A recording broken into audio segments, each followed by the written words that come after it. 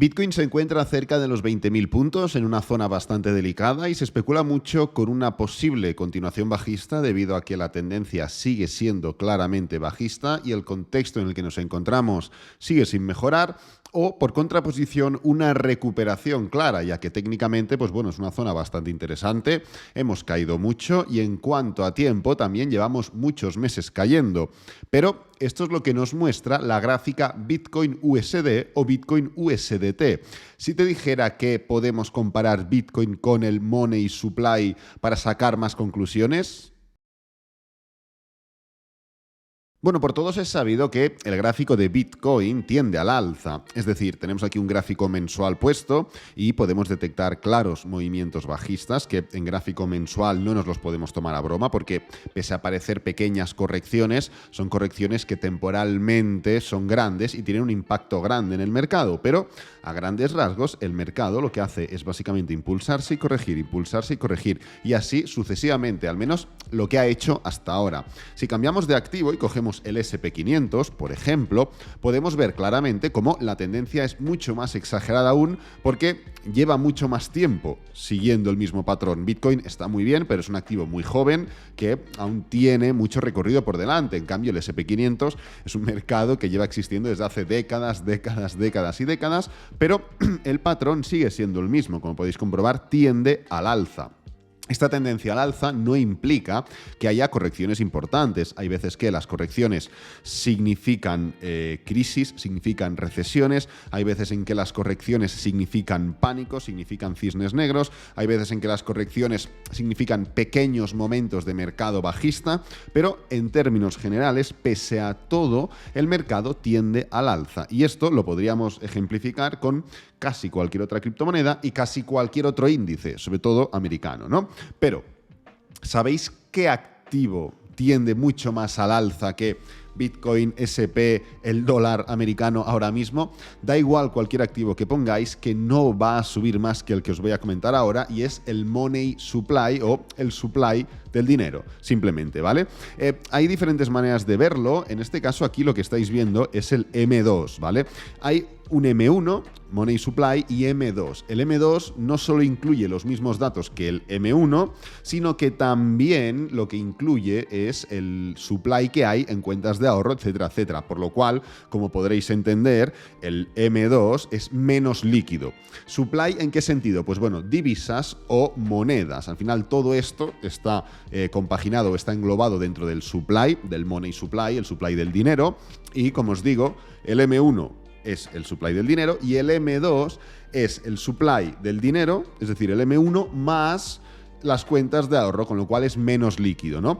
Como podéis comprobar, la gráfica tiende absolutamente al alza. ¿El motivo cuál es? Hombre, el motivo es bastante sencillo y bastante fácil de suponer, y es que no se para de imprimir trillones y trillones y trillones de dinero. Entonces, si tú sigues imprimiendo dinero, lo que hace la gráfica del supply del dinero es tender al alza. Como podéis comprobar, es exageradamente elevada. Entonces, si nosotros cogemos y analizamos Bitcoin ahora mismo, pues bueno, podemos entrar, como decía, en esa especie de duda, en esa especie de contexto en el que, bueno, pues mira, cogemos la gráfica semanal, que como veis le he quitado en las medias móviles porque ahora no es necesario. Cogemos la gráfica semanal y podemos entender que, bueno, que el gráfico está justamente en el máximo histórico del año 2017, que estamos aguantándonos, etcétera, etcétera. Pero, ¿y si te dijera que podemos comparar Bitcoin, pero en vez de utilizar el dólar como contraparte, utilizar el Money Supply, o mejor dicho, el M2? Pues bueno, tengo aquí un gráfico que es bastante interesante, bastante revelador, y que quiero que lo comentemos juntos, ¿vale? De entrada podemos ver cómo BTC contra Money Supply en este caso no tiende tanto al alza, ¿vale? ¿Tiende al alza? Sí, pero en este caso llevaríamos desde el año 2017 en un gran rango. Fijaros, si yo cojo la parte inferior del rango, que puede ser este nivel de aquí, y cojo la parte superior del rango, que puede ser este nivel de aquí, como veis, estamos de lleno desde hace muchos años en un gran rango. Hemos tenido dos dilataciones en este caso de aquí. Como veis, en todo el bull run del año 2017 hemos tenido otra dilatación aquí, en el evidente cisne negro que tuvimos sobre el año 2019-2020. No tengo que entrar exactamente a comentaros qué es, pero como podéis comprobar, ahora mismo estaríamos en esta zona inferior del rango, un nivel de soporte realmente importante y que tenemos que tener en cuenta.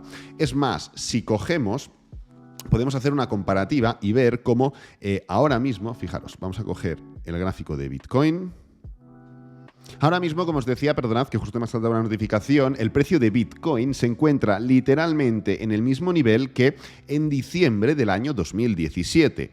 Pero fijaros cómo en esta gráfica de aquí lo que podemos ver es que el precio se encuentra literalmente en el mismo nivel que en junio del año 2017. Entonces podemos ver cómo en este caso Bitcoin contra M2 lo que hace es anticipar una caída que aún no se ha producido en el gráfico de Bitcoin. No comento que tenga que reproducirse, ni mucho menos, pero sí que es verdad que estamos en un punto, estamos en un nivel que sería equivalente a una caída del precio de Bitcoin. Vamos a buscar dónde era el punto de junio del año 2017, lo tenemos por aquí, fijaros. Esta zona de aquí es literalmente lo mismo que si Bitcoin hubiera caído un 82% más. ¿El motivo cuál es? Pues bueno, el motivo es que no para de imprimirse dinero. Entonces, en todos estos momentos en los que podemos ver cómo el precio no ha sido capaz de dar esa continuación alcista, de dar ese movimiento de ruptura, ese movimiento de escape, no hemos hecho máximos históricos en este gráfico de aquí desde el año 2017, que es cuando lo hicimos y ¡pam! Zona de resistencia, pam, zona de resistencia, pam, zona de resistencia. Y por contraposición, pam, confirmamos soporte, pam, confirmamos soporte. Cisne negro lo rompemos pero enseguida para arriba. Y nuevamente volvemos a confirmar soporte. Volvemos a estar nuevamente en ese nivel que sería equitativo a que Bitcoin caiga un 80 y pico por ciento para equilibrar en ese sentido las dos fuerzas. Fijaros además que la situación actualmente es tensa y únicamente llegar hasta los puntos que han formado o han formalizado la ruptura anterior, la ruptura que se formó a través del año 2020, a través de la pandemia, pues podéis comprobar que significaría una caída de un 44%, algo que, pues bueno, no es un nivel excesivamente lejano y de entendiendo o suponiendo que pueda suceder algún tipo de acontecimiento que ahora mismo no conocemos, pues podría desarrollarse sin ningún problema. Fijaros que esto repercutiría directamente en un 45% más abajo del precio de Bitcoin, sería pues llegar literalmente a los 10.000. 10.400 aproximadamente. Niveles que tampoco son descabellados. Quiero decir, cada uno tiene su perspectiva, su análisis, su manera de verlo, su manera de entenderlo, pero realmente, y estaremos de acuerdo, que no son niveles realmente descabellados.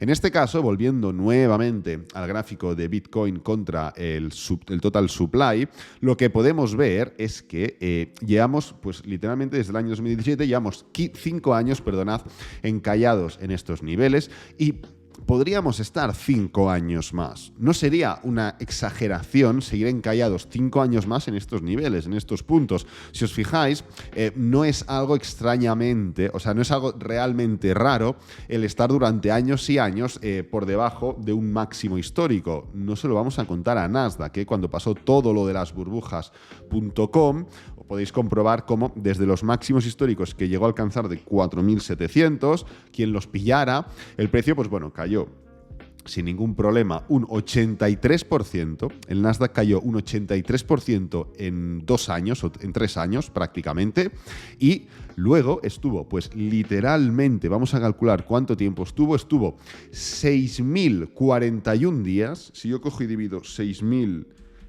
voy a poner 6.100, entre 365, son 16 años. Estuvo el Nasdaq 16 años sin ser capaz de romper máximos históricos. ¿Esto es un problema real? ¿Estoy diciendo que la comparativa va a ser la misma? No. Sí que es cierto que se ha comparado mucho burbujas.com con la situación actual de las criptomonedas, pero donde quiero ir, en el punto al que quiero llegar, es que no tenemos que esperar a que los máximos históricos sean rotos para entender que ganamos dinero.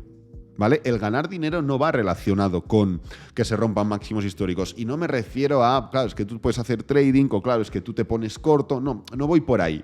Literalmente voy por el sentido de el mínimo que se tocó, 790 aproximadamente, 790 puntos el Nasdaq, y esto no fue hace tanto, fue en el año 2002.